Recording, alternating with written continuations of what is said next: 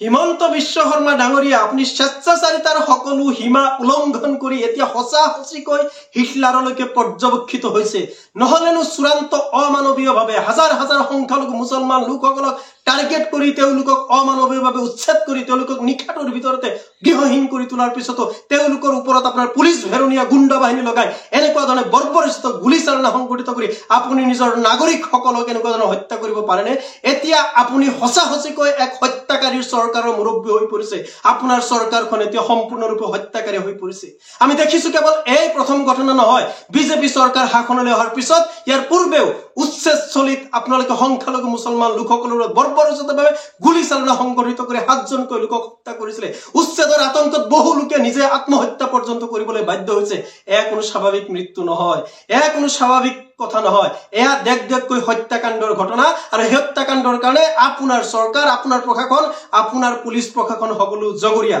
কথা আমি দাবী জনাইছো যে আপুনি আপোনাৰ দায়িত্বলৈ ঘূৰি আহক সাংবিধানিক ৰাজ্য এখনৰ মুৰব্বী হিচাপে জাতি ধৰ্ম বৰ্ণ ভাষা নিৰ্বিশেষে সকলো নাগৰিকৰ প্ৰতি যি সমান ব্যৱহাৰ সমান আচৰণ সমান সুবিধা প্ৰদানৰ কাৰণে আৰু বিশেষকৈ নাগৰিকসকলৰ জীৱন আৰু সম্পত্তি ৰক্ষাৰ যি মৌলিক দায়িত্ব সেই দায়িত্ব পূৰণ কৰাৰ কাৰণে আপুনি বাধ্য হওক নহলে আপোনাক খকিয়াই দিব বিচাৰিছো হিটলাৰৰ নিচিনা স্বেচ্ছাচাৰী পৰাক্ৰমী শাসকেও কিন্তু এদিন আত্মহত্যা কৰিবলৈ বাধ্য হৈছিল আমি ৰাইজৰ দৰে দাবী উত্থাপন কৰিছো আজিৰ এই গুলীচালনা সংঘটিত কৰাৰ ক্ষেত্ৰত যিজন ব্যক্তি আটাইতকৈ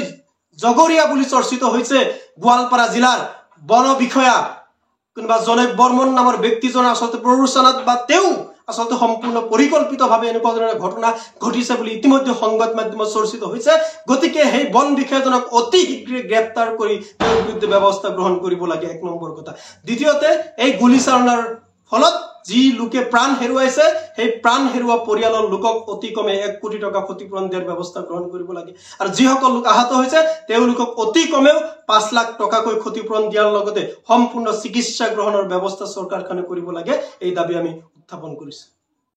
হিমন্ত বিশ্ব শৰ্মা ডাঙৰীয়া আপুনি স্বেচ্ছাচাৰিতাৰ সকলো সীমা উলংঘন কৰি এতিয়া হসাহসিকৈ হিটলাৰলৈকে পৰ্যবেক্ষিত হৈছে নহলেনো চূড়ান্ত অমানৱীয়ভাৱে হাজাৰ হাজাৰ সংখ্যালঘু মুছলমান লোকসকলক টাৰ্গেট কৰি তেওঁলোকক অমানৱীয়ভাৱে উচ্ছেদ কৰি তেওঁলোকক নিখাটোৰ ভিতৰতে গৃহহীন কৰি তোলাৰ পিছতো তেওঁলোকৰ ওপৰত আপোনাৰ পুলিচ ভেৰণীয়া গুণ্ডা বাহিনী লগাই এনেকুৱা ধৰণে বৰ্বৰিত গুলীচালনা সংঘটিত কৰি আপুনি নিজৰ নাগৰিকসকলক এনেকুৱা ধৰণে হত্যা কৰিব পাৰেনে এতিয়া আপুনি হসাহসিকৈ এক হত্যাকাৰীৰ চৰকাৰৰ মুৰব্বী হৈ পৰিছে আপোনাৰ চৰকাৰখন এতিয়া সম্পূৰ্ণৰূপে হত্যাকাৰী হৈ পৰিছে আমি দেখিছো কেৱল এই প্ৰথম ঘটনা নহয় বিজেপি চৰকাৰ শাসনলৈ অহাৰ পিছত ইয়াৰ পূৰ্বেও উচ্ছেদস্থলীত আপোনালোকে সংখ্যালঘু মুছলমান লোকসকলৰ বৰ্বৰচিতভাৱে গুলীচালনা সংঘটিত কৰি 7 জনকৈ লোকক হত্যা কৰিছিল উচ্ছেদৰ আতংকত বহু লোকে নিজে আত্মহত্যা পৰ্যন্ত কৰিবলৈ বাধ্য হৈছে এয়া কোনো স্বাভাৱিক মৃত্যু নহয় এয়া কোনো স্বাভাৱিক কথা নহয় এয়া দেখকৈ হত্যাকাণ্ডৰ ঘটনা আৰু হত্যাকাণ্ডৰ কাৰণে আপোনাৰ চৰকাৰ আপোনাৰ প্ৰশাসন আপোনাৰ পুলিচ প্ৰশাসন সকলো জগৰীয়া